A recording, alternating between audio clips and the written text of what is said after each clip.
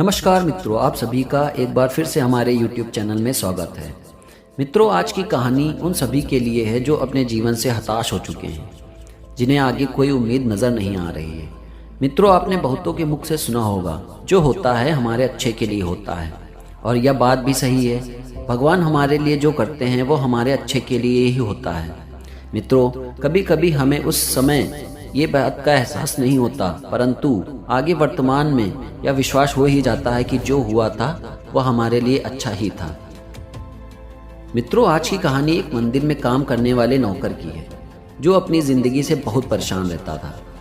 एक दिन उसकी मुलाकात भगवान से हो जाती है। मित्रों, आगे की कहानी सुनने के लिए हमारे YouTube चैनल को सब्सक्राइब कर दें, जिससे हमें मोटिवेशनल मिल सके, ताकि हम आपके लिए ऐसी ही ज्ञानवर्धक कहानियाँ लाते रहें। चलिए अब बिना किसी देरी के इस कहानी को शुरू करते हैं। यह कहानी अपनी ज़िंदगी से समस्याओं से त्रस्त एक ऐसे व्यक्ति की है जो दिन भर भगवान से शिकायत करता रहता था। एक दिन उसकी मुलाकात भगवान से हो जाती है। फिर क्या होता है, चलिए अब जानते हैं। एक आदमी मंदिर में सेवक था। उसका काम मंदिर की साफ सफाई करना था। भक्तों और श्रद्धालुओं द्वारा दिए गए दान में और मंदिर के पुजारियों द्वारा थोड़ा सा दान मिलने से उसकी गुजर बसर चलती थी। वह अपनी ज़िंदगी से बहुत परेशान और दुखी था। मंदिर में काम करते करते वह दिन भर अपनी ज़िंदगी को लेकर शिकायत करता रहता था। एक दिन शिकायत करते हुए वह भगवान से बोला, भगवान जी, आपकी ज़िंदगी तो बहुत आसान है, आपको बस एक जगह आराम से खड़े रहना रहता। मेरी ज़िंदगी को देखो, कितनी कठिन ज़िंदगी है। मैं दिन भर कड़ी मेहनत करता हूँ, तब कहीं दो रोटी नसीब में आती है। काश मेरी ज़िंदगी भी आपकी तरह होती। उसकी बात सुनकर भगवान बोले, तुम जैसा सोच रहे हो वैसा नहीं है। मेरी जगह रहना बिल्कुल आसान नहीं है। मुझे बहुत सारी चीज़ें देखनी पड़ती हैं, बहुत सी व्यवस्थाएं करनी पड़ती हैं। ये हर किसी के बस की बात नहीं है। मंदिर का सेवक बोला, भगवान जी, कैसी बात कर रहे हैं आप? आपका काम आसान ही तो है। आपकी तरह तो मैं दिन भर खड़े रह सकता हूँ, इसमें कौन सी बड़ी बात है? भगवान बोले, तुम नहीं कर पाओगे, इस काम में बहुत धैर्य की आवश्यकता पड़ती है। तभी मंदिर का सेवक जिद करने लगा, मैं जरूर कर पाऊंगा। आप मुझे एक दिन अपनी जिंदगी जीने दीजिए। आप जैसा बताएंगे मैं वैसा ही करूंगा। उसकी जिद के आगे भगवान मान गए और बोले, ठीक है, आज पूरा दिन तुम मेरी जिंदगी जियो, मैं तुम्हारी जिंदगी जीता हूँ, लेकिन मेरी ज़िंदगी जीने के लिए तुम्हें कुछ शर्तें माननी होंगी। सेवक बोला, मैं हर शर्त मानूंगा भगवान जी। ठीक है, तो ध्यान से सुनो। मंदिर में दिन भर बहुत से लोग आएंगे और तुमसे बहुत कुछ कहेंगे। कुछ तुम्हें अच्छा बोलेंगे तो कुछ बुरा भी बोलेंगे। तुम्हें हर किसी की बात चुपचाप एक जगह मूर्ति की तरह खड़े रहकर धैर्य से सुननी है और उनकी कोई प्रतिक्रिया नहीं करनी है। तभी सेवक मान गया। भगवान और उसने अपनी जिंदगी एक दिन के लिए आपस में बदल ली। सेवक भगवान की जगह मूर्ति बनकर खड़ा हो जाता है। भगवान मंदिर की साफ सफाई का काम निपटाकर वहां से चले गए। कुछ समय बीतने के बाद मंदिर में एक धनी व्यापारी आया। भगवान से प्रार्थना करते हुए वह बोला, भगवान जी, मैं एक नई फैक्ट्री डाल रहा हूँ। मुझे आशीर्वाद दीजिए कि यह फैक्ट्री अच्छी तरह चले और मैं इससे मुनाफा कमाऊं। प्रार्थना करते हुए वह प्रणाम करने के लिए जैसे ही झुका तो उसका बटुआ गिर गया।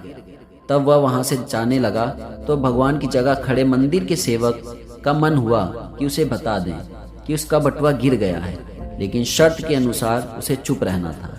इसलिए वह चुपचाप खड़ा रहा, खामोशी से।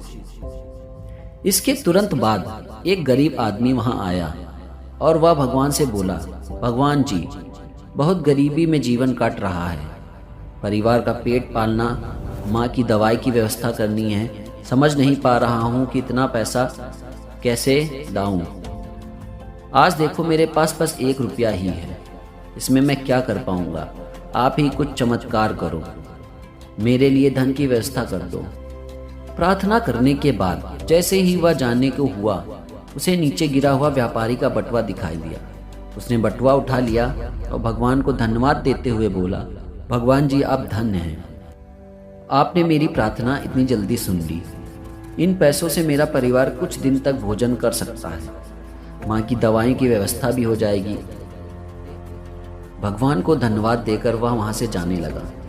तब भगवान बने मंदिर के सेवक का मन हुआ कि उसे बता दे कि यह बटुआ उस व्यापारी का है, मैंने उसे नहीं दिया है।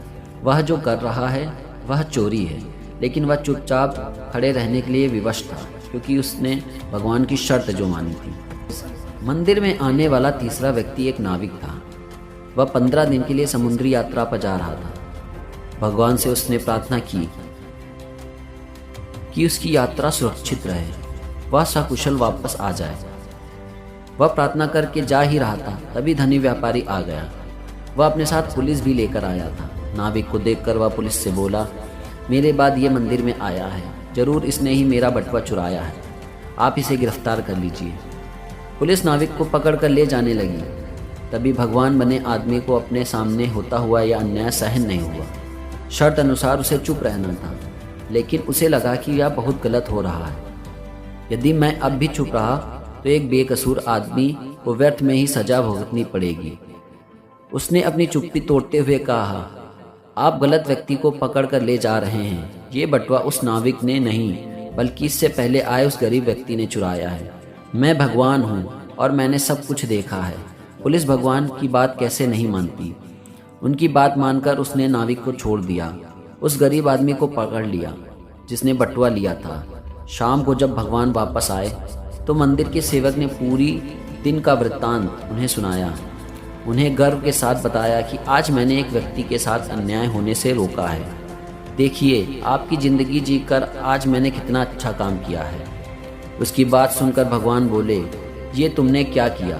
मैंने तुमसे कहा था कि चुपचाप मूर्ति बनकर खड़े रहना, लेकिन वैसा ना कर तुमने मेरी पूरी योजना पर पानी फेर दिया। उस धनी व्यापारी ने बहुत बुरे कर्म किए हैं, इतना धन कमाया है। यदि उससे कुछ पैसे गरीब आदमी को मिल जाते तो उसका भला हो जाता और व्यापारी के पाप भी कुछ कम हो जाते।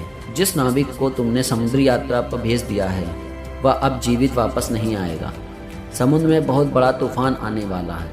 यदि वह कुछ दिन जेल में रहता तो कम से कम उसकी जान बच जाती। सेवक को यह सुनकर एहसास हुआ कि वह तो बस वही देख पा रहा था जो आंखों के सामने हो रहा था। उन सबके पीछे की वास्तविकता को वह देख नहीं पा रहा था। जबकि भगवान जीवन के हर पहलू पर विचार अपनी योजना बनाते हैं और लोगों के जीवन को चलाते हैं। इससे हमें क्या सीख मिलती है? हम सब भी भगवान की योजनाओं को समझ नहीं पाते। जब हमारे साथ कुछ गलत हो रहा होता है या हमारे हिसाब से कुछ नहीं हो रहा होता है तो अपना धैर्य खोकर हम भगवान को दोष देने लगते हैं। हम ये समझ नहीं पाते कि इन सबके पीछे भगवान की कोई ना कोई योजना छुपी हुई होती है। ऐसे समय में भगवान पर विश्वास रखकर धैर्य धारण करने की आवश्यकता होती है। इसलिए चिंता ना करें। यदि आपकी मर्जी से कुछ नहीं हो रहा है तो इसका अर्थ है कि भगवान की मर्जी से बहुत कुछ हो रहा है और भले ही देर से ही सही, भगवान की मर्जी से सब कुछ अच्छा हो जाएगा। अगर आपको ये वीडियो पसंद आई हो तो इस चैनल को ज़रूर सब्सक्राइब करें तथा साथ ही अपने दोस्तों को शेयर करें। आगे की कहानी में फिर से मिलते हैं। नमस्कार।